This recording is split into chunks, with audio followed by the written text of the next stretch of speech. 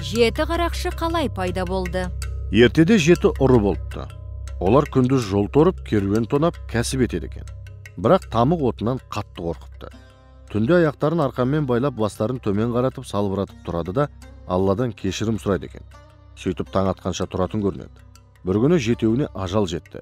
Әзірейіл жанын аларда Тәңірі тағала: бұл жетеуінің істеген қиянаты көп. Таразыға тартсам тамыққа бірақ шығады. Бірақ бұлар түнімен жанын қинап, басымен салбырап тұрып, жылап кешірім сұрайды. Сондықтан бұларды өлтірмей, жұлдызға айналдырам. Қияметке дейін адасқан керуенге жол көрсетіп, қызмет қылсын. Жер бетіндегі ұрғарлар бұларды көргенде менің тамығымды есіне алсын деді. Содан бастап 7 қарақшы көкке ұшып кеткен екен. Әлі күнге дейін күнәсін жуып, жұртқа жол көрсететін болыпты. Үркер қалай пайда болды? Періштелер әвлет пен тәвлетті шынжырлап тамыққа кетіп бара жатқанда, олардың денесінен 12 тамшы қан түскен. Олар отты құртқа айналып шыға келді. Олар жер бетін қуырып, аптап ыстыққа орады. Көл құрғап, жасыл желек сарғайып, жер танабы сақырлап кеуіп кетті. Бұл жер бетіндегі тіршілік атауына жайсыз еді. Олар ыстықтан қашып күні-түні сауға іздеп жүретін. Құдай тағала аң-құстардың жалынған үнін естіп, тілегін қабыл етті. Періштелерге әмір етіп, отты құрттарды аспан әлеміне көтеріп шығарды. Енді жер бетінде қара суық басталды. Жер ана мұз құрсауына қамалып, өсімдік біткен қалың қар астында қалды. Жануарлар тағы қиналып, Құдайға арзу айтты. Тәңірі тағала тілектерін қабыл етіп, 12 құрттың 6-ын жердегі мұхитқа тастап, 6-ын көкке жұлдыз етіп жақты. Осы кезде ғана жер бетінде жайлы табиғат орнады. 6 ай суық, 6 ай ыстық болатын болыпты. Егер кей жануар қатты ыстықта қаласа, оларға өмірі қар түспес жайлы мекен жаратты. Енді бір жануар қатты суықты қаласа, оларға жаз түспес қарлы мекенді пайда қылды. Осыдан бастап әркім қалаған жерінде өмір сүретін болды. Көктегі 6 жұлдыз үркер деп аталды. Бірақ отты жұлдыздар бір-бірімен қайта табысуды армандайды екен. Кей сәтте үркер жұлдызы жерге жақын келіп туыстарын іздейді. Мұхит астында жатқан 6 жұлдыз да теңізді толқытып, көкке шыққысы келеді. Bir күні осы 12 құрт бір-бірімен табысқанда, жерде қиямет қайым орнайды деседі. Bir кесе іші толған қызыл моншақ. Байыма салса да ешкім жүзін қолсап. Дегенмен шипасы бар жанға дауа. Іздейміз кейде кесел, үзір болсақ. Ол не моншақ? Моншақ толы кесе анар жемісі болар. Әзіреті адам ата пейіштен қуларда Тәңірі тағала оған: 100 жерден жаза басып қарабет болсаң да, ібілісті білім сайысында шаң қаптырған ерлігің есімнен кетер емес. Ауыр аманатты арқалап дүние тіршілігіне кетіп бара жатырсың. Аман ердің аты шығады деген. Жердегі тіршілікте иманыңды ұрлатпай, арыңды былғатпай, көкірек көзің ашылып, менің дәргейіме биік абыроймен ораласың деп үміттенем. Алдыңғы ерлігің есімнен кетпек емес. Ендеше сол ерлігіңнің еншісі ретінде жұмақта өсетін інжу маржанды сыйға тартамын деді де, жібек орамалға бір уыс жақұт тастарын түйіп, қолына ұстатты. Адам ата жерге келген соң түйіншекті ашып көріп еді, жақұт тастар жеміске айналып кетіпті. Жемістің атын білмей анар деп атапты. Анар дегені оттай, нарттай деген сөз екен. Адамға енші беру, жолға шыққанда сәт сапар тілеудің алғашқы үлгісін осылайша ұлық Алла көрсеткен екен. Өкінің көзі неге күндіз көрмейді? Ертеде топан су тартылып, Нұх пайғамбар кеме шалдыратын жер іздеді. Сол кезде әлемдегі асқар таулар: Нұх маған тоқтайды, адамзат ұрпағы менен қайта таралады деп таласыпты. Тұран даласындағы қазғұрт тауы ғана сынықтық көрсетіп, бұл дәрежеге лайық емеспін, Тәңірі орынбасарын биік тауға тоқтатар деді. Алла қазғұрттың кішіпейілдігіне риза болып, Нұх кемені қазғұртқа қондыр, тіршілік сол жерден басталсын деп әмір берді. Нұх, қазғұрт тауы қайда деді. Жаббархақ үкі деген құс жаратып, мына үкіні қасың ал, оның көзі өткір, қазғұртқа баратын жолды сол білет деді. Үкі қазғұртқа жеткенше кеменің алдында жол көрсетіп ұшып отырды. Нұх Жидда тауын, сосын Арарат тауын айналып өтті. Кеменің желкені көрінгенде таулар балбырап, балқып кетіпті. Сондықтан да олардың жақпарында кемеге ұқсас жартастар түзіліпті. Нұх қазғұрт тауына аман есен тоқтапты. Үкіге риза болған Нұх пайғамбар: орман тоғайдың иесі бол, шаңырағымның киесі бол деп бата беріпті. Осыдан бастап үкіге айрықша кие дарыпты. Асқар таулар қанша жалынса да, үкі тоқтамай оларды айналып өтіпті. Сонда таулар үкіні қарғап, көзің көр болып көрмей қалсын депті. Үкі содан бастап көзі күндіз көрмейтін соқыр болыпты. Мәжнүн аталған қай пайғамбар? Нұх пайғамбар. Ол топан су болатынын айтып алып кеме жасай бастағанда жұрт оны Мәжнүн деп келе кетті. Мәжнүн есі ауысқан жынды деген сөзді білдіретін. Топан суда тірі қалған екі мақұлық бар. Олар кімдер? Оның бірі мыстан кемпір, екіншісі құж еді. Мыстан кемпір суға батпай жүре беретін. Құрғақ құрлық қалмаған соң тамақ таппай ақыры аштан өлді. Ал құждың бойы ұзын еді. Орнынан түрегелсе, бойы таудан асып, бұлттар алқа сияқты мойнына киіліп тұратын. Топан су құждың тізесінен зорға асыпты. Ол қарын ашса судан балық сүзіп, оларды күнге қақтап жейтін. Құж құрғаққа шықпаған соң сирағы шіри бастады. Балтыр еті жидіп, сүйегі көрінгенде жүруден қалып, құлауға айналды. Сол кезде Нұхтың кемесі алдынан шыға келді. Шайқалақтап әрең тұрған құж тура кеменің үстіне құламақ болды. Құждың кесір мінезі бар еді. Ешкімнің ақылын алмайтын, оңысты терісінен істейтін. Осы мінезін жақсы білетін Нұх, біздің үстімізге құла, кемені басып қал деп айғайлады. Құж қырсығы ұстап кері қарай құлады. Кеме аман қалды. Құждың денесі шірігенде, сирақ сүйегі Ніл дариясының үстіне көпір болып қалған екен. Нұх кеме жасауды қайдан үйренді? Үйрекке қарап үйренді. Ол заманда ешкім әлі кеме жасауды білмейтін. Нұх та таң қалып, «Уа Тәңірім, кемені қайтып жасаймын» деп сұрады. Құдай тағала оған көмекші етіп Жебірейіл періштені жіберді.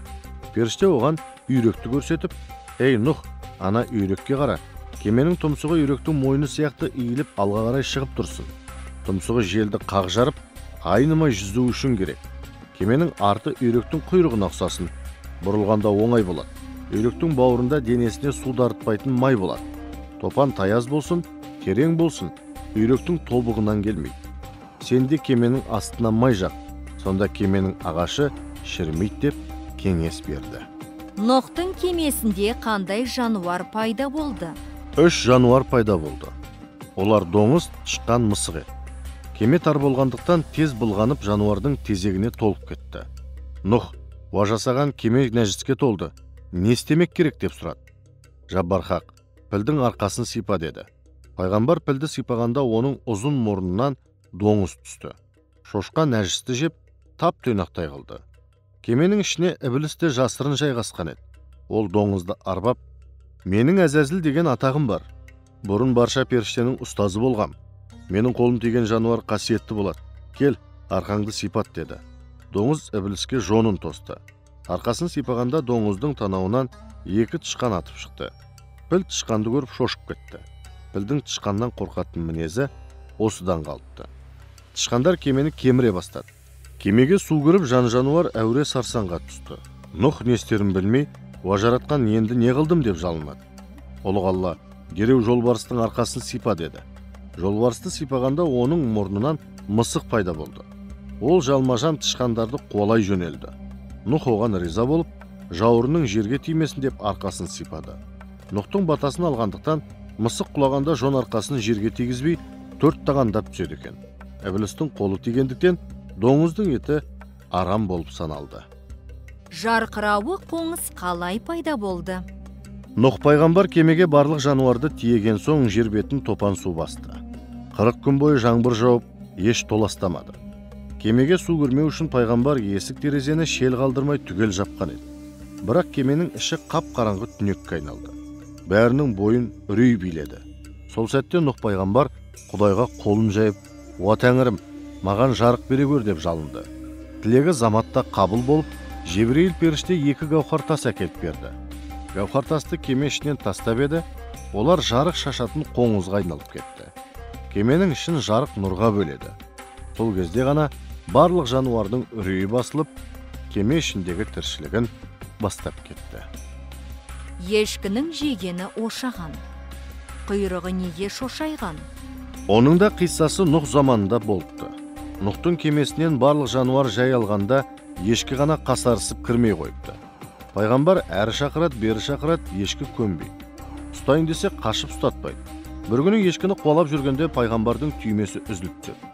Ол Құдайдың құдіретімен бір түнде ошаған деген шөпке айналып шыға келеді. Сабағынан әдемі иіс пен гүл шығарады. Ешкі оны көргенде сілекейі ағып жеуге ұмтылады. Сөйтсе шөптің жасырын өскен бармақтай тікенектері бар екен. Олар ешкіге жабысып жібермей қояды. Ешкі одан босай алмай маңырап қоя береді. Пайғамбар ертесіне ешкіні маңыраған даусынан тауып алады. Қанша күн қасарысып діңкелеткеніне сонша Нұхтың ашуы тарқамаған еді. Ол ешкіні құйрығынан ұстап, 1000 жерден қасарыссаң да маған ұрпақ керек деп кемеге қарай лақтырып жіберді. Пайғамбардың қолы қатты тигеннен ешкінің құйрығы шошайып қалған екен. Ошаған деген шөп те Нұхтың түймесінен пайда болған соң бірде адамға, бірде айуанға жабысып жүреді екен. Ал оның 1001 ауруға шипа болатын қасиеті пайғамбардың шарапатынан екен деседі. Есек неге арам жануарға айналды? Топан су басталғанда Нұх кемеге барлық жан-жануарды асығыс кіргізіп жатты. Есек кіріп келе жатқанда Ібіліс оны арбап, «Есек, саған ерекше қасиет біткен. Ешқашан досқа қиянат жасамайсың. Мені топан суға қалдырмай өзіңмен бірге кемеге алып кір» деп жалынды. Есек келісіп, екеуі ішке ұмтылды. Кемеге жақындағанда Ібіліс, «Нұх мені кіргізбейді, құйрығыңа тығылып кірейін» деді. Есек мақұл деді. Ібіліс есектің құйрығына жабысты да оны кері қарай сүйрей жөнелді. Есек шыдай алмай ақырып жібереді. Шошып кетіп зәрін жіберді. Тар жерде топырлап тұрған хайуандар азан-қазан болды. Нұх есекке жекіп, «Кірішке» деді. Есек кірейін десе, Ібіліс құйрығынан тартып жібермей қойды. Нұх екінші рет, «Әй малғұн, өткелді бөгемей кірішке» дегенде, есектен бұрын Ібіліс лып етіп кемеге жайғасты. Нұх оған, «Әй сайтан, сені кім шақырды? Шық» деп ақырды. Ібіліс, «Кір малғұн деген өзің, малғұн менің атым. Әміріңмен кірдім» деді. Нұх сөзден жеңілген соң есекке қарап, «Көрген күнің қараң болар, жүрісің шабан болар, жегенің сабан болар, етің арам болар» депті. Есек содан бастап еңбегі адал болғанмен, еті арам жануарға айналды. Есектің әліге дейін өткелде суға зәр жіберетін жаман әдеті осы оқиғадан қалыпты.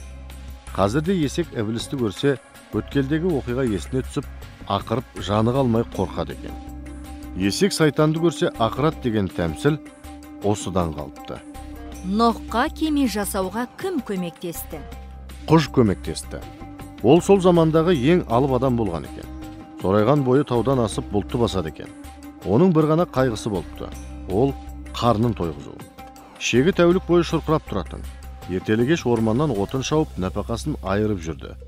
Бірде Нұх құжды шақырып кеме жасайтын ағаштарды тасып беруін өтінді. «Құж, қарнымды тойғызсаң ағашты тасыйын. Осыған дейін майлы ас жеп қарным жұбанған емес. Тойып тамақ ішу маған арман» деді. «Айтқаның болсын» деді пайғамбар. Құж ертесіне Нұхтың ағаштарын тасып берді. Жұмысы біткен соң Нұх оның алдына бір шелпек әкеліп қойды. «Ой, мынауың жұмырыма жұқ болмайды ғой» деп құж ашуланды. «Бісміллә деп же, сонда тоясың» деді пайғамбар. Құж «Бісміллә» деп шелпектің жартысын жегенде тоқтығы білінді. Жартысын қалтасына салып алды. Қарны тойғанға мәз болып, жөніне кетіпті.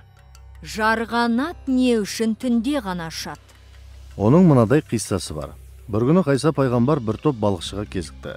Олар Ғайсаға, «Әй Ғайса, сені елші дейді, сол рас па?» деп сұрады. Ғайса, «Я, мен пайғамбармын» деді. «Пайғамбар болсаң керемет көрсетші, елші екеніңе сенейік. Мұғжиза тек жасағанның қалауымен болады. Иман келтірсең керемет көрсетемін. Қызық үшін сұрасаң кесір ұрат» деді. Балықшылар бір ауыздан, «Бізді таңғалдырсаң дініңе кіреміз, елші екеніңді мойындаймыз» деп уәде берді. Ғайса, «Қандай мұғжиза көрсетейін» деді.